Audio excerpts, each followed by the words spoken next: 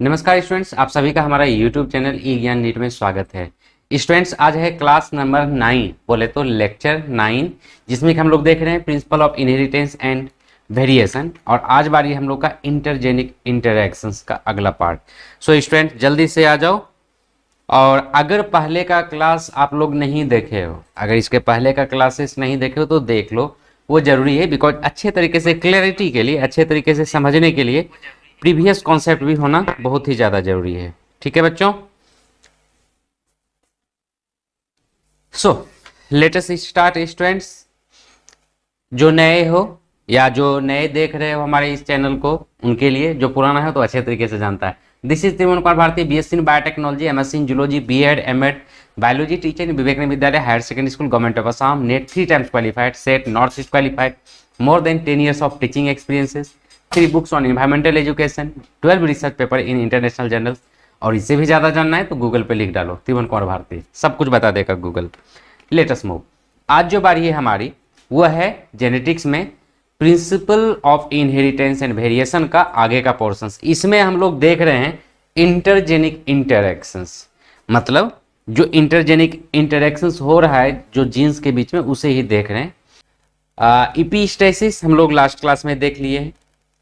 फिर भी duplicate genes, polymeric genes, complementary genes, supplementary genes and collaborative genes, ये सारा आता है हम लोग का इंटरजेनिक इंटरैक्शंस में। और ये सारा चीज हम लोग आज देखने वाले हैं इन डिटेल। ऐसे एनसीईआरटी बुक की अगर बात करें तो ये सारा चीज इन डिटेल नहीं दिया हुआ है। एनसीईआरटी में ज्यादा सा नहीं है, छोटा सा है, थोड़ा सा दिया हुआ है, इसीलिए हम लोग इसको स्पीड में करेंगे। लेकिन हमारे एग्जाम में कई बार क्वेश्चंस आ जाता है, क्योंकि जब तुम लोग एग्जाम देने के लिए जाओगे और अगर एग्जाम में क्वेश्चन नहीं आएगा अपना पढ़ा हुआ में से, तो टेंशन में आ जाते हैं। इसीलिए टेंशन में ना आए, एग्जाम को किसी भी कंडीशन में पास करना ही करना है, इसीलिए यह सब चीज पढ़ना ही पढ़ना है। लेट अस सी। तो हम लोग जो देख रहे हैं इंटरजेनिक इंटरैक्शंस में, पहला जो देख रहे हैं वो है एपिस्टेसिस। क्या होता है ये epistasis? It is the phenomena of masking or suppressing the expression of a gene by another non-allelic gene।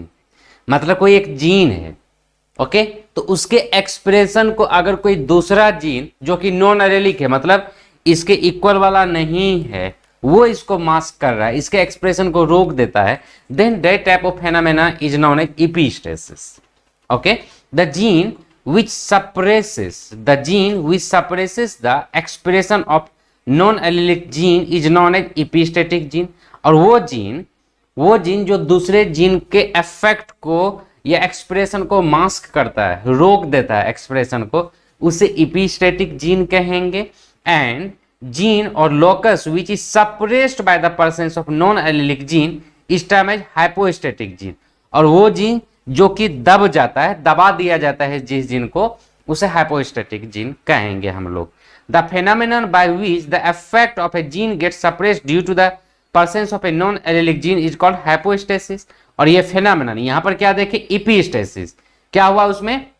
एक जीन दबा दिया दूसरे को, और जो दब गया, इस phenomenon जहां पर कि दबा दिया जाता है उसको hypostasis कहते हैं, और वैसे जीन को hypostatic जीन कहेंगे। ओके, सो अब हम लोग अगर epistasis की बात करें, see, it is the phenomena of masking और suppressing the expression of A gene by another non allylic gene.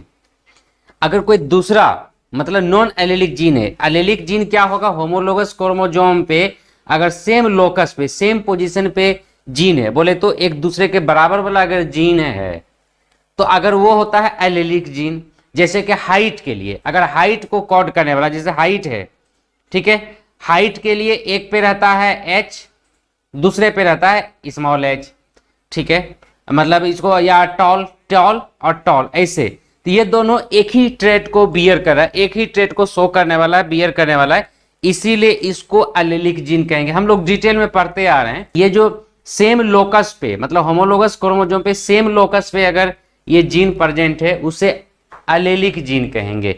लेकिन अगर डिफरेंट लोकस पे है, मतलब सेम ट्रेट को वो कोड नहीं कर रहा, कोई दूसरा जीन है, then that gene is known as non-allelic gene। Okay, मतलब एक दूसरे में कोई कंपैरिजन नहीं है, कह सकते हैं। तो वही अगर कोई नॉन एलेलिक जीन किसी जीन को मास्क कर देता है, उसके एक्सप्रेस नहीं होने देता, दबा देता है, then that type of a phenomena is known as epistasis. Okay अब यहां पर दो घटना हुआ, एक के द्वारा दूसरे को दबा दिया गया, मतलब एक ने दबाया, मान लो ये एक जीन है, एक जीन है, दूसरे को दबाया, और तो जाहिर सी बात है जिसको दबाया एक दूसरा दबा तब तो दबाया, तो जो दबाया उसको एपिस्टेटिक जीन कहेंगे, और जो दब गया, जो नीचे चला गया, जो ऊपर में आया, जैसे ये दबाने वाला फेनोमेना है, मैं कलर चेंज कर रहा हूं थोड़ा सा, जैसे ये है, ये दबाने वाला है, इसीलिए इसको एपिस्टेटिक जीन कहेंगे, और जिसका कैरेक्टर दब गया, जिसका एक्सप्रेशन दब गया, उसको हाइपोस्टेटिक जीन कहेंगे। क्लियर होगा? आई होप सभी का क्लियर हो गया होगा अब। तो ये फेनोमेना हाइपोस्टेसिस कहलाएंगे, जिसमें कि दब गया। बात एक ही है, घुमा के कान पकड़ रहे हैं, एक चीज को दबा रहा है उसको एपिस्टेसिस कहेंगे, जो दब रहा है उसको हाइपोस्टेसिस कहेंगे, सेम फेनोमेना है। क्लियर? मूव। अब आते हैं एपिस्टेसिस के ऊपर। एपिस्टेसिस दो प्रकार का होता है, नंबर 1 डोमिनेंट एपिस्टेसिस और नंबर 2 रेसेसिव एपिस्टेसिस। ठीक है, मतलब dominant epistasis and recessive epistasis. नाम से ही लग रहा है डोमिनेंट डोमिनेंट है और रेसेसिव रेसेसिव है। हम लोग इसके बारे में भी डिटेल में देख चुके हैं, लेकिन अभी हम फिर से देखने वाले एक एक करके। फर्स्ट ऑफ ऑल जो सबसे प्रथम हम लोग केस देखते हैं वो है डोमिनेंट एपिस्टेसिस का। In this condition, the epistatic gene is dominant over its own allele. In this condition, the epistatic gene is dominant over its own allele. अगर ये अपने ही अलील के ऊपर epistatic है, अगर ये अपने ही अलील के ऊपर dominant है, then that is known as dominant epistatic. It is therefore effective even in heterozygous condition. और इसीलिए ये dominant epistasis है, मतलब डोमिनेंट कैरेक्टर में शो करता है, इसीलिए हाइपो बोले तो हेट्रोजाइगस कंडीशन में भी अपना कैरेक्टर शो करेगा। हेट्रोजाइगस बोले तो अगर अलग अलग है, जैसे ये वाला केस है, चलो इसको काट के टॉल वाला अगर कैरेक्टर देखते हैं तो ये होमोजाइगस कंडीशन है। अगर हम लोग इसकी बात करते हैं तो ये होमोजाइगस कंडीशन है, लेकिन अगर इसकी बात करते हैं मतलब capital T small T, then ये हेट्रोजाइगस कंडीशन है। हेट्रो मतलब अलग अलग, होमो मतलब सेम। ठीक है, होमोसेक्सुअल जैसे होता है सेम सेम, वैसे हेट्रोसेक्सुअल होता है डिफरेंट सेक्स। तो यहां पर भी होमोजाइगस कंडीशन ये है और ये है हेट्रोजाइगस कंडीशन।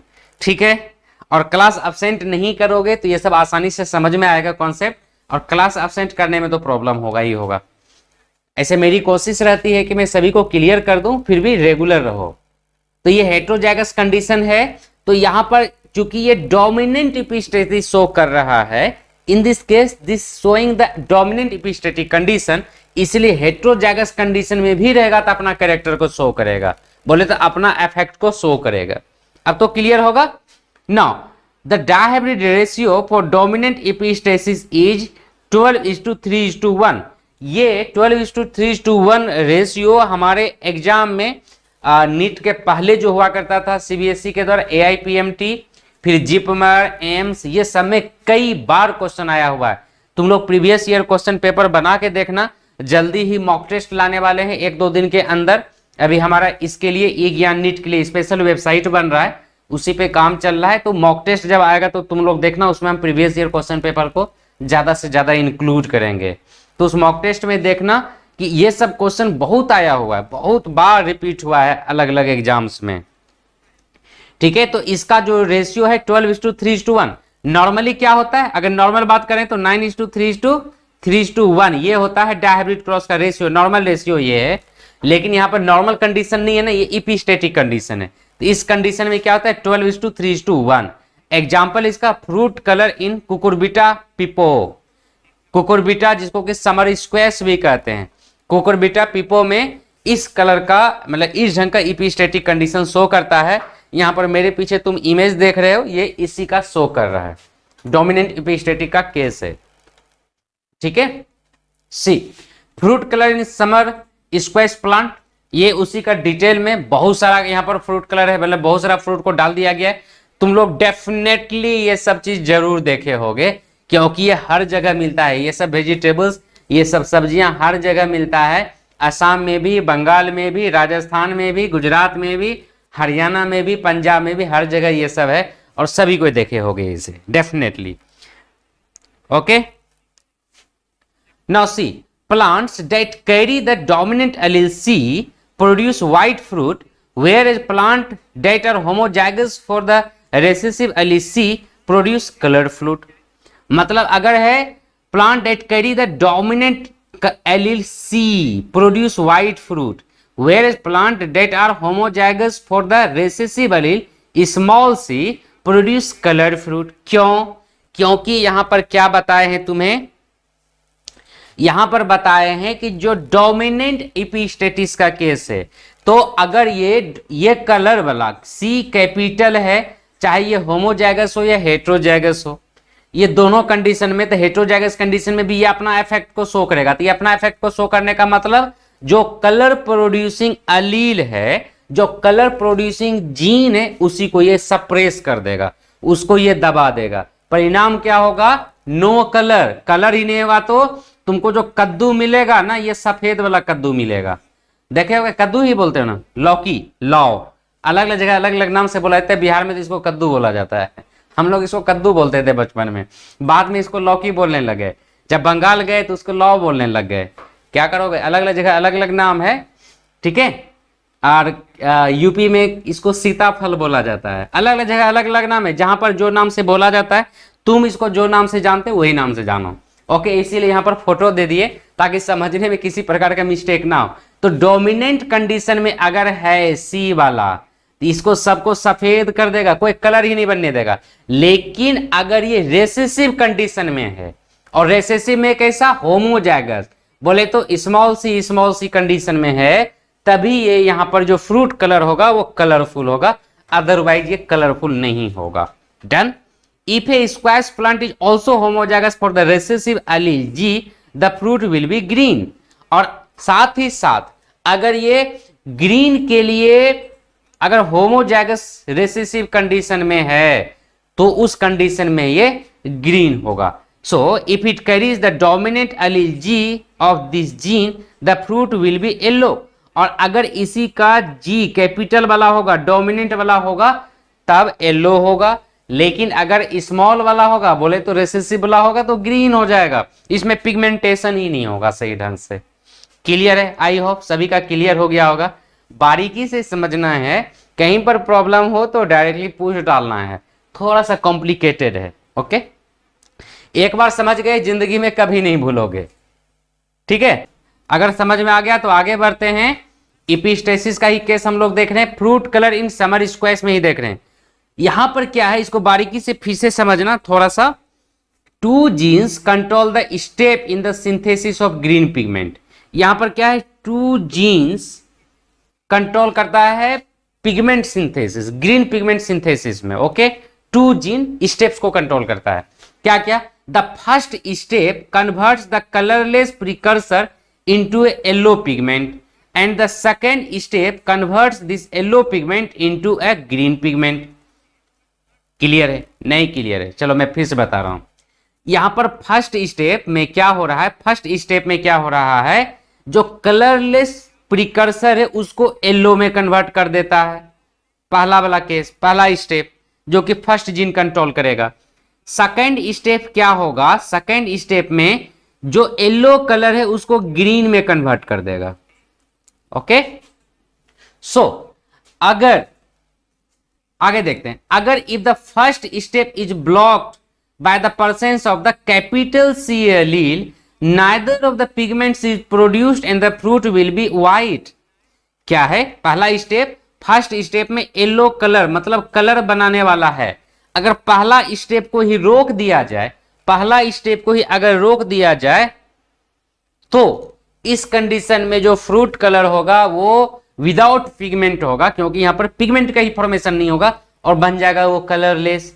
लेकिन येलो कलर हो गया, अगर सेकेंड स्टेप को रोक दिया जाए, तो यहां पर देखो, if only the second step is blocked by the presence of the capital G allele, the yellow pigment can not be converted into the green pigment and the fruit will B yellow. ठीक है, तो इस condition में अगर इसको रोक दिया जाए, क्योंकि फर्स्ट प्रीकर्सर अगर सही है येलो कलर हो जाएगा, सेकंड जो प्रीकर्सर है इसको इपिस्टेसिस के द्वारा इसको दबा दिया जाता है। तो जब इसको दबा दिया जाता है सेकेंड के द्वारा तो ग्रीन नहीं होगा, येलो रह जाएगा। लेकिन अगर सेकेंड स्टेप भी रेसिसिव, मतलब अगर स्मॉल जी का केस है, अगर स्मॉल जी का केस है तब वो ग्रीन हो जाएगा। आई होप अब क्लियर हो गया होगा सभी का। Okay, move. ये इसका, ये जो देख रहे हो ये है Punnett square, Punnett checker board, इसको चेकर बोर्ड भी कहते हैं, पन्नेट स्क्वायर भी कहते हैं। तो यहां पर इसको अच्छे तरीके से तुम समझ सकते हो। यहां पर F1 जनरेशन का जो गैमिट बना है, capital C, capital G, capital C, small C, capital G and small C, small G. ये हो गया मेल गैमिट और इस तरफ में फीमेल गैमिट। अगर सबको जब फ्यूज करवाएंगे तो यहां पर देखो, जब इसको काउंट करोगे, क्योंकि अगर कैपिटल सी एक भी रहा, बोले तो कैपिटल सी और कैपिटल जी वाला अगर केस आया, कैपिटल सी कैपिटल जी वाला केस अगर आया तो कैपिटल सी अगर केस हुआ, सिंपली कैपिटल सी अगर केस हुआ, इसको जी को हटा दो तो वो डेफिनेटली व्हाइट होगा, क्योंकि फर्स्ट स्टेप ही ब्लॉक हो गया है, मतलब वहां पर व्हाइट हो गया अगर सी कैपिटल हुआ तो। लेकिन अगर सी स्मॉल है तो अब डिपेंड करता है इधर जी के ऊपर। अगर जी कैपिटल है तो वो येलो होगा, एक भी जी कैपिटल है तो वो येलो होगा। अदरवाइज अगर जी कैपिटल नहीं है तभी जाके वो ग्रीन होगा। तो जी कैपिटल नहीं है वाला केस सिर्फ ये है, एक ही केस है, इसलिए इस केस में 12:3:1 का रेशियो हमें मिलेगा डोमिनेंट एपिस्टेसिस के केस में। आई होप अब क्लियर हो गया होगा। Good evening Sonia. ओके, इसका पीडीएफ मिलेगा, एक बार तुम लोग ठीक से देखना, सब क्लियर हो जाएगा, बचा कुचा बस तुम्हें याद हो जाएगा। Okay, move. अब बारी हम लोग का रेसेसिव एपिस्टेसिस का केस। ऐसा वाला चूहा तो तुम लोग जरूर देखे होगे, बस ये व्हाइट वाला चूहा तुम लोग नहीं देखे होगे, या हो सकता है तुम लोग के घर में कभी कभी नजर आ गया होगा चूहा, ठीक ना। तो यहां पर देख रहे हो ब्लैक है, ब्राउन है और एगोटी है ना, ये तीन कलर का यहां पर है। So see the case, in this condition the epistatic gene is recessive to its own allele. यहां पर जो एपिस्टेटिक जीन है वो रेसेसिव होता है अपने अलील का, रेसेसिव कंडीशन में अपना कैरेक्टर शो कर पाता है। दस the epistatic gene can have it's inhibiting influence only when it is in the homozygous recessive condition, मतलब होमोजाइगस कंडीशन में ही ये अपना कैरेक्टर शो कर सकता है, अदरवाइज नहीं कर सकता। वो डोमिनेंट एपिस्टेसिस था, इसीलिए वो हेटेरोजाइगस कंडीशन में भी अपना कैरेक्टर शो कर देगा, लेकिन ये रेसेसिव एपिस्टेसिस है, इसीलिए जब ये होमोजाइगस कंडीशन में रहेगा, मान लो अगर जी से लिखते हैं तो स्मॉल जी होता है, अगर सी से लिखते हैं तो स्मॉल सी रहेगा, तभी अपना कैरेक्टर शो करेगा, अदरवाइज शो नहीं कर पाएगा। So the F2 ratio is generally 9:3:4। In this case क्या हो जाएगा, 9:3:4 का रेशियो मिलेगा, 9:3:3:1 नहीं होगा, 9:3:4 होगा। ओके, सी एक दूसरा एग्जांपल देखते हैं। एक classic examples of this analysis is from the work of Bateson and Punnett who studied the genetic control of flower colouring the sweet pea. Sweet pea को हम लोग क्या बोलते हैं, लेथायरस ओडोरेटस। मेंडल ने जिस पे एक्सपेरिमेंट किया था उसका नाम था पायसन सेटाइबम, मटर, ठीक है, गार्डन पी उसको कॉमन नेम है, इसको हम लोग बोलते हैं स्वीट पी, ठीक है, स्वीट पी, इसको लेथायरस ओडोरेटस कहते हैं। तो इसमें इतना सारा वेरिएशंस मिलता है और मोस्ट प्रोबेबली तुम लोग इसे जरूर देखे होगे, डेफिनेटली मैंने तो देखा है ओरिजिनल में, तुम लोग भी जरूर देखे होगे, और अगर नहीं देखे हो तो टेंशन बिल्कुल नहीं लेना है, तुम लोग के लिए यहाँ पर पिक्चर लगाए हुए हैं, देख लो, बस इतना से संतुष्टि कर लो। ओके, चलो, the flowers in this case, ये किसके द्वारा, बैटसन एंड पन्नेट के द्वारा, बैटसन एंड पन्नेट के द्वारा flower colour of sweet pea में स्टडी किया गया था। The flowers in this plant are either purple or white, purple if they contain anthocyanin pigment and white if they do not. मगर अगर यहां पर एंथोसाइनिन पिगमेंट है, अगर यहां पर एंथोसाइनिन पिगमेंट है तो ये पर्पल या व्हाइट पर्पल का कलर का फॉर्मेशन करेगा, अदरवाइज ये व्हाइट कलर का होगा। You can see here this one is a purple colour and ये है व्हाइट पर्पल। ओके, तो इस कलर का पिगमेंटेशन यहां पर होगा। तो Bateson and Punnett crossed two different varieties white flowers to obtain F1 hybrids which all had purple flowers। अब यहां पर क्या है, पर्पल को व्हाइट के साथ क्रॉस करवाए तो यहां पर सबका सब पर्पल फ्लावर हमें मिला। when hybrids were crossed they obtained a ratio of 9 purple 7 white plants in the F2 generation। बोले तो 9:7 में हमें मिला है, 9:7 का रेशियो हमें मिला, मतलब हमें नहीं, वो बैट्सन एंड पन्नेट को मिला। हम लोग करने के लिए थोड़ी गए, अब वो लोग कर लिया, हो गया है कि नहीं। And they explain the result by proposing that the two independently assorting gene, कौन कौन है independently, C and P are involve in anthocyanin synthesis and that each gene has a recessive allele that abolish pigment production. अब इसमें जो होता है recessive gene होता है जो पिगमेंट प्रोडक्शन को एबोलिश कर देता है।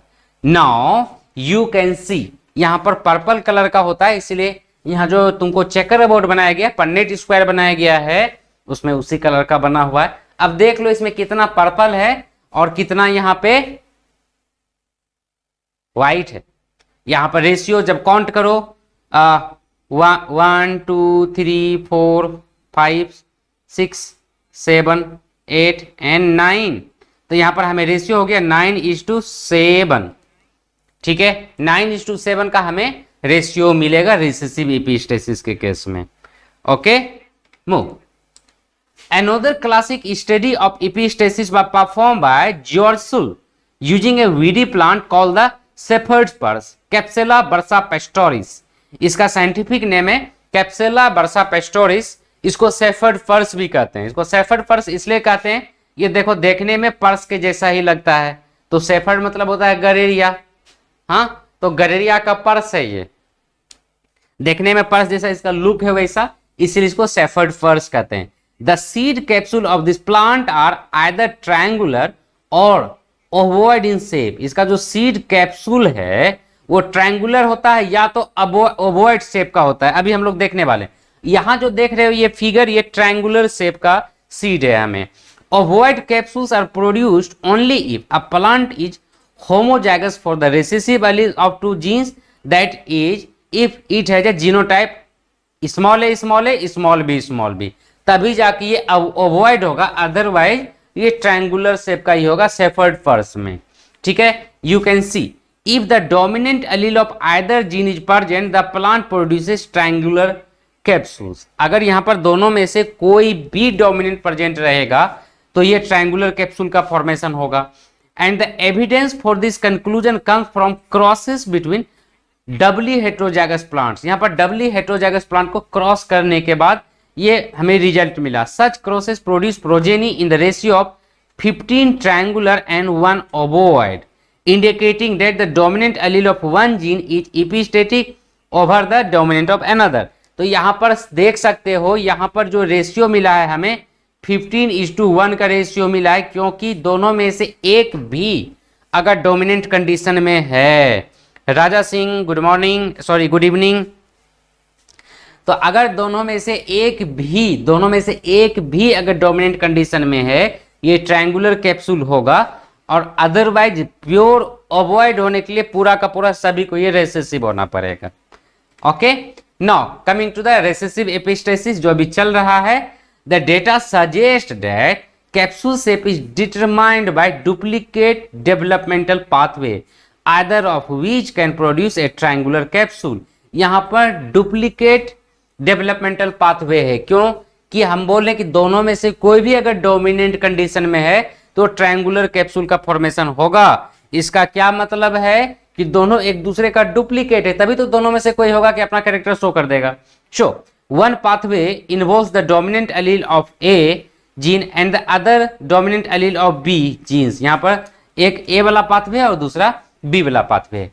A precursor substance can be converted into a product that leads to the triangular seed capsule through either of the two pathway। अब यहाँ पर जो ट्रायंगुलर कैप्सूल का फॉर्मेशन हो रहा है, ये जो देख रहे हो, दोनों में से कोई भी पाथवे से जाए तो ये ट्रायंगुलर का फॉर्मेशन कर देगा, चाहे पाथवे ए हो या पाथवे बी हो, बिकॉज दोनों पाथवे डुप्लीकेट एलील है। Okay, when both pathways are blocked by homozygous recessive alleles the triangular phenotype is suppressed and an ovoid capsule is produced। और अगर दोनों यहाँ पर रेसेसिव कंडीशन में रहेगा तब जाके ट्रायंगुलर सप्रेस हो जाएगा और ओवॉइड का फॉर्मेशन हो जाएगा। Now coming to the second intergenic interaction that is non allelic interaction, और उसका नाम है डुप्लीकेट जीन्स और सूडो एलील्स। को डुप्लीकेट जीन्स या सूडो एलील्स भी कहते हैं क्योंकि यहाँ पर दोनों एक दूसरे का डुप्लीकेट होता है, या इसको झूठा एलील्स इसलिए कहते हैं क्योंकि दोनों होमोजाइगस क्रोमोसोम में सेम लोकस पे नहीं है, ये अलग अलग लोकस पे, क्योंकि अलग केस है। यहाँ पर देख सकते हैं ये डुप्लीकेट जीन या सूडो एलील्स का केस है। यहाँ पर जो फिगर दिया हुआ है इसे तुम लोग अच्छे तरीके से देखे हो, और हमारे यहाँ तो बहुत मिलता है ये, है ना। ये है रेड वेराइटी, ये है येलो वेराइटी, और ये है रिमिक्स वेराइटी, है ना। रेड येलो दोनों को मिला दो और रिमिक्स डिजाइन का मिल जाता है। Let us see, they were observed by G.H. Sull in Shepherd first, that is Capsella bursa pastoris। ये सबसे पहले G.H. Sull के द्वारा सेप्सेला बर्सा पेस्टोरिस में ये खोजा गया था, जो अभी देखे थे figure. Duplicate genes are two or more independent genes present on different chromosomes which determine the same or nearly same phenotype. यहाँ पर जो डुप्लीकेट जीन्स होता है लगभग सेम या तो सेम फिनोटाइप शो करता है, बट ये अलग अलग क्रोमोसोम्स पे रहता है। क्या है ये? The independent gene do not have cumulative effect. और ये जो इंडिपेंडेंट जीन है इसमें दोनों में कुमुलेटिव इफेक्ट नहीं होता, definitely no. They produce the same phenotype whether present in homozygous और हेटेरोजाइगस स्टेट। ये होमोजाइगस स्टेट में रहे या हेटेरोजाइगस स्टेट में, सेम फिनोटाइप प्रोड्यूस करेगा। एग्जाम्पल इसका endosperm colour in maize, F2 ratio क्या हो जाएगा 15:1, जो अभी हम लोग देखे थे सेप्सेला बर्सा पेस्टोरिस में। तो वैसे ही इसमें भी डुप्लीकेट जीन या सूडो एलील्स का ही केस शो करता है, वैसे 15:1। Now coming to the polymeric genes और एडिटिव जीन्स, सेम है इंटरजेनिक इंटरेक्शन के पॉलीमेरिक जीन्स और एडिटिव जीन्स। क्यों बोलते हैं इसको आगे देख लेते हैं हम लोग। और बच्चों इसको स्पीड में थोड़ा सा लेके इसलिए चल लें क्योंकि एनसीईआरटी में डिटेल में नहीं दिया हुआ है, लेकिन हमारे एग्जाम में आता है इसलिए पढ़ना जरूरी है। ओके, सी क्या होता है पॉलीमेरिक और additive genes? Two independent dominant genes whether present in the homozygous और हेटेरोजाइगस कंडीशन, दोनों में से कोई भी, होमोजाइगस भी हो सकता है हेटेरोजाइगस भी हो सकता है,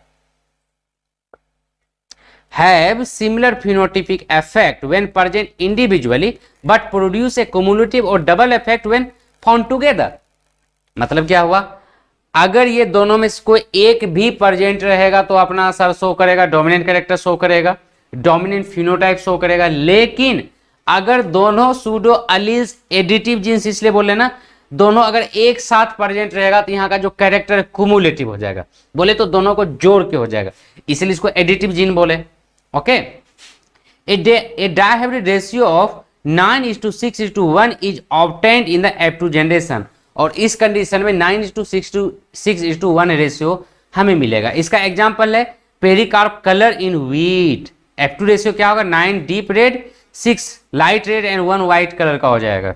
ये भी तुम लोग डेफिनेटली देखे होगे, गेहूं तो जरूर देखे होगे, ऐसे बहुत लोग नहीं भी देखे होंगे क्योंकि इधर आई थिंक असम में प्रोडक्शन नहीं होता है, जो असम से बिलोंग कर रहे हो, लेकिन पंजाब, हरियाणा, उत्तर प्रदेश, बिहार, मध्य प्रदेश, राजस्थान, ये सब में तो गेहूं धड़ल्ले से होता है।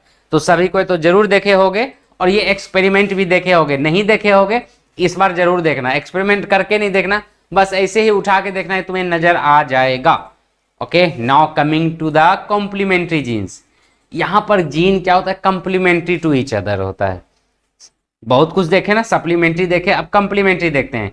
क्या होता है कंप्लीमेंट्री में? They are those non allelic genes which independently show a similar effect but produce a new trait when present together in the dominant form. अगर अलग अलग रहे ये, ठीक है, अगर ये अलग अलग रहे तो अपना कैरेक्टर को शो नहीं कर सकेगा, लेकिन मतलब एक रेसेसिव फॉर्म में रहे तो अपना कैरेक्टर शो नहीं कर सकेगा।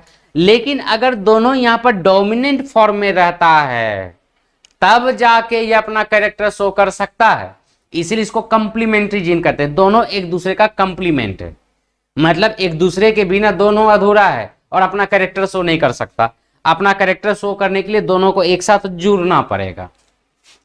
Complementary genes were first studied by Batson and Punnett in the case of flower color of sweet pea that is Lathyrus odoratus।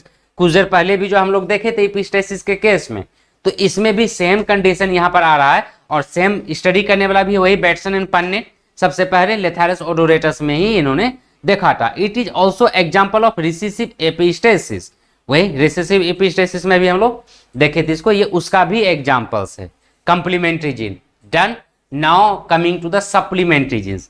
अब ये सप्लीमेंट्री जीन क्या, कंप्लीमेंट्री में क्या देखे, एक दूसरे के बिना अकेला है, एक दूसरे के बिना निकम्मा है, किसी काम का नहीं है। But in the case of supplementary genes these are a pair of non-allelic genes, one of which produce its effect independently in the dominant state, while the dominant allele of the second gene, that is supplementary gene, needs the presence of other genes for its expression।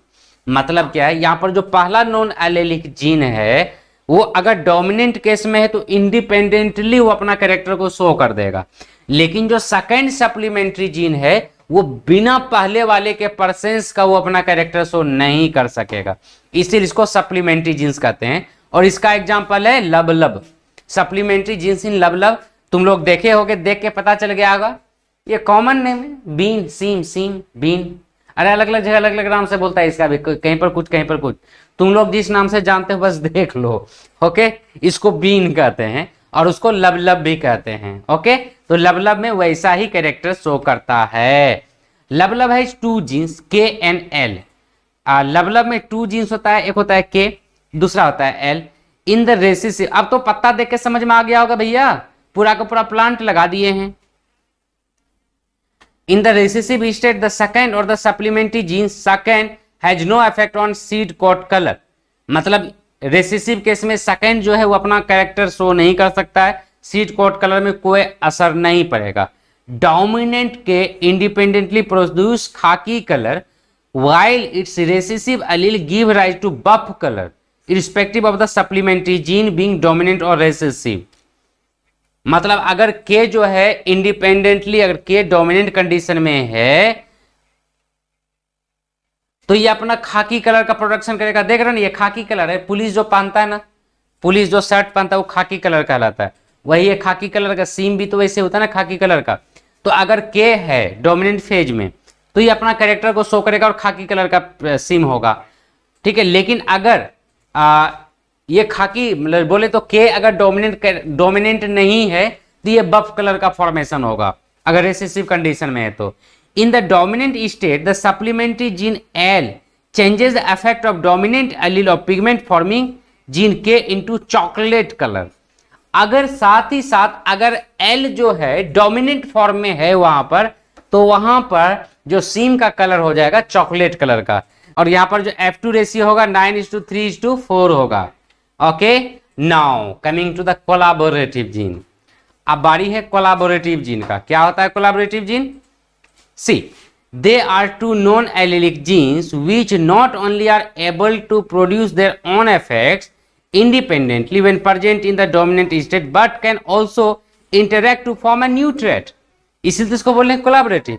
अगर वो दोनों अगर अलग अलग dominant state में है तो अपना अपना कैरेक्टर शो करेगा, लेकिन अगर दोनों डोमिनेंट कंडीशन वो भी एक साथ प्रेजेंट है तो एक नया कैरेक्टर को जन्म देगा, एक न्यू ट्रेट का फॉर्मेशन करेगा।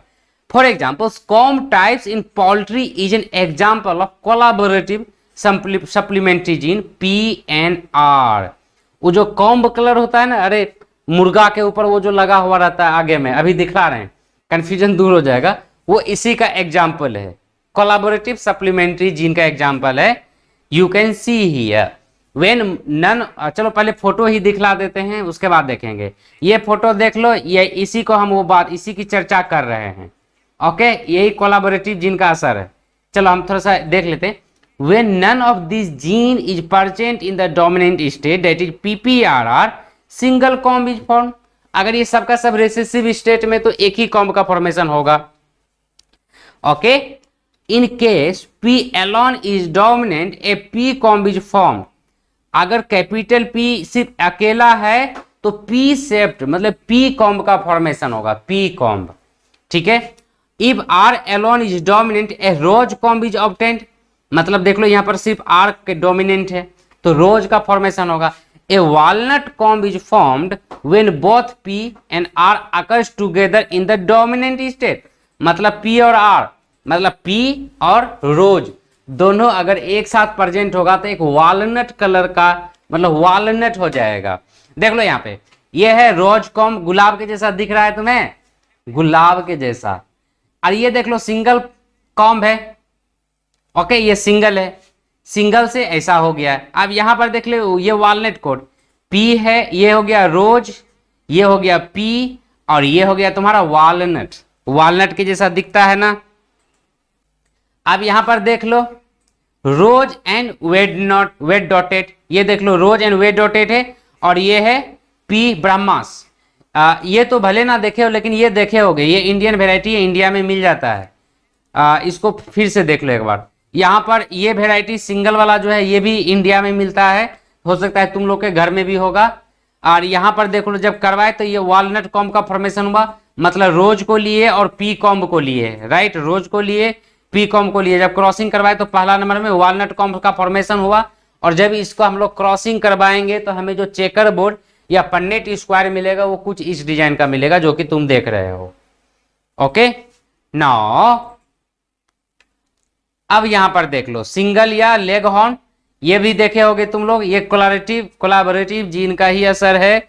और जो अपने गांव में रहने वाले हो वहां पर तो नजर आएगा ही आएगा भैया, ये बहुत कॉमन है, इंडिया में बहुत पाया जाता है, घर घर मिलता है, खास करके गांव में। अगर आज का क्लास अच्छा लगा हो और तुम चैनल पे बिल्कुल नए हो तो सब्सक्राइब जरूर करना। वीडियो अगर अच्छा लगा हो, क्लास अच्छा लगा तो लाइक जरूर करना और अपने फ्रेंड्स के बीच में शेयर भी जरूर करना है, ठीक है, अपने फ्रेंड्स के बीच में शेयर जरूर करना है। जितना ज़्यादा शेयर करोगे जितना ज़्यादा स्टूडेंट होगा, जैसे बताया कि मॉक टेस्ट लॉन्च कर रहे हैं 2-3 दिन के अंदर, तो उसमें अपना स्कोर भी पता चलेगा और अपना लेवल भी पता चलेगा। ठीक है बच्चों, तो हम लोग मिलते हैं अब अगले क्लास में, कब, कल शाम को 7 बजे इसके अगला टॉपिक के साथ में। ओके तो बाय।